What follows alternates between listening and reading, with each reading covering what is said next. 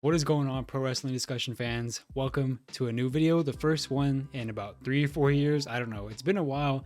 I'm here to report that The Miz has just cashed in and won the WWE Championship. With that being said, here goes the review.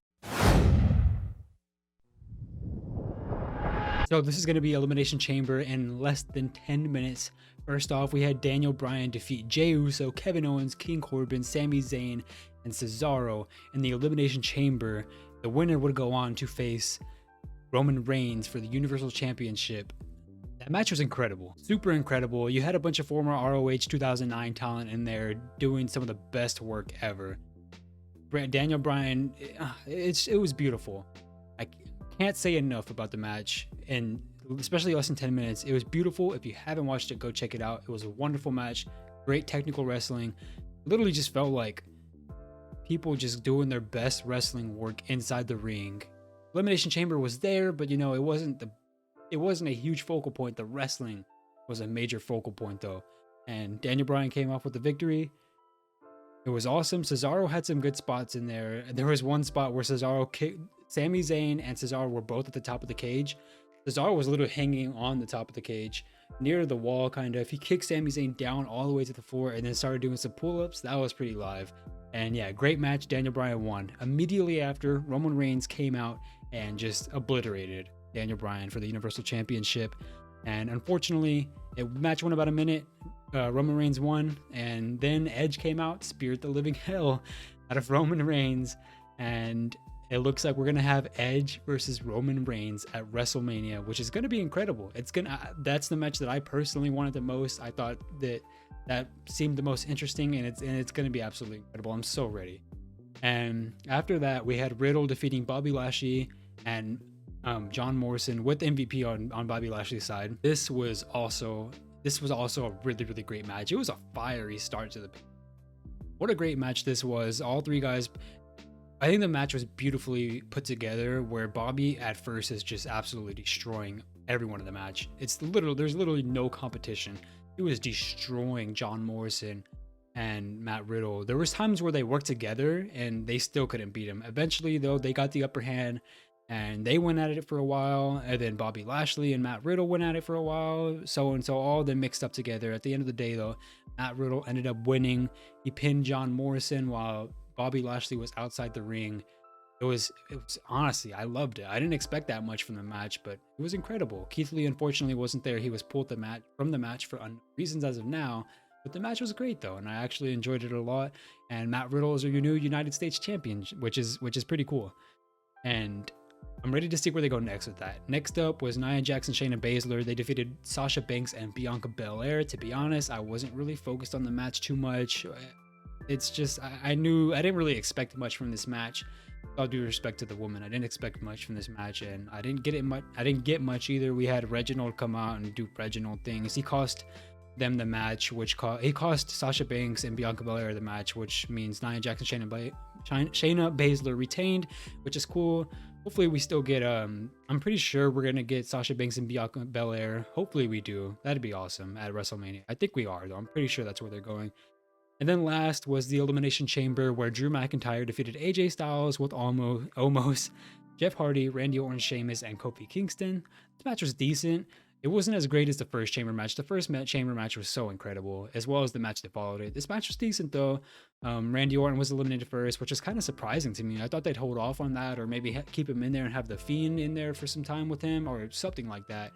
But he got eliminated first. A few eliminations after that. The final three were Drew McIntyre, Sheamus, and AJ Styles. They had some good spots there.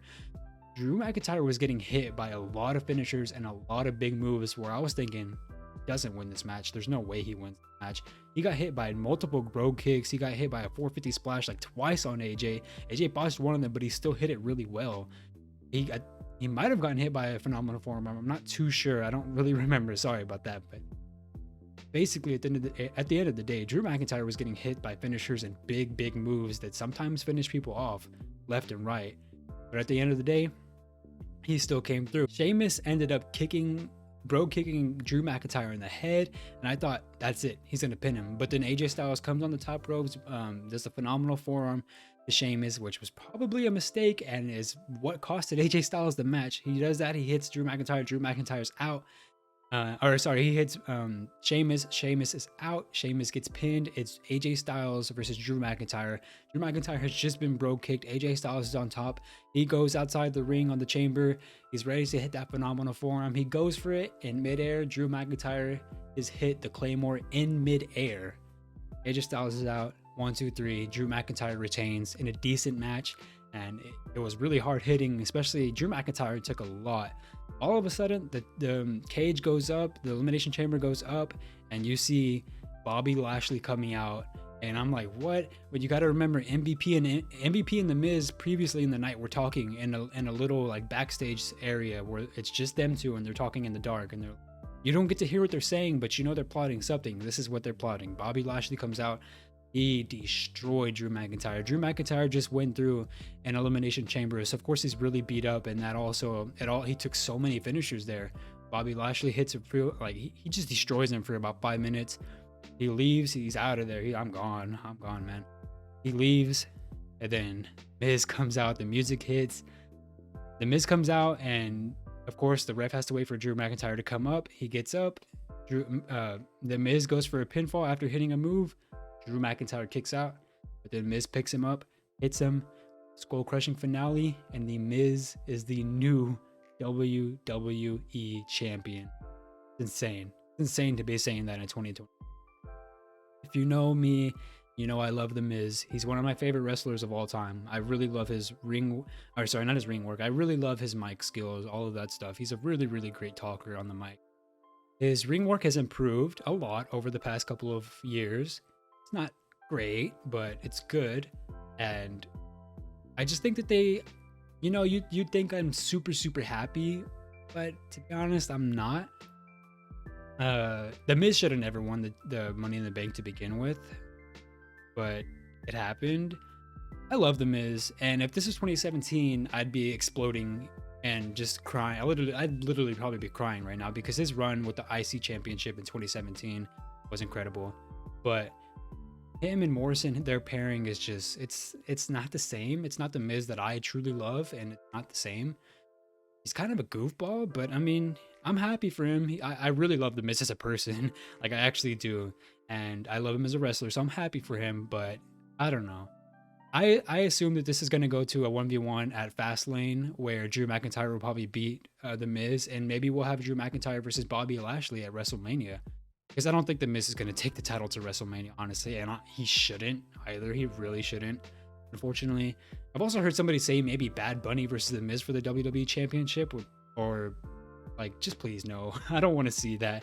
Maybe Damian Priest, but I just don't want to see the Miz in a WWE Championship match at WrestleMania. But I'm happy for him. I think he's earned it. But this came about 3 years too late. His run with the IC title when he's facing Roman and all that in 2017 was insane, and that's when this should have happened.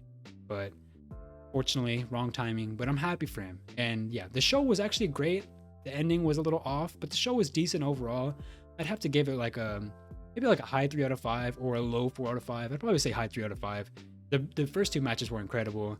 I'm glad that they kept it short as well. I'll go with a high 3 out of 5. It was a decent show. Just the ending was all right. The Miz winning the championship. But yeah, that's the review in under 10 minutes. I'm going to go ahead and sign out. Thank you all so much for watching. Hit that subscribe button if you did enjoy this. And comment down below what you thought of Elimination Chamber 2021. Thank you all so much for watching. I love you all. Goodbye.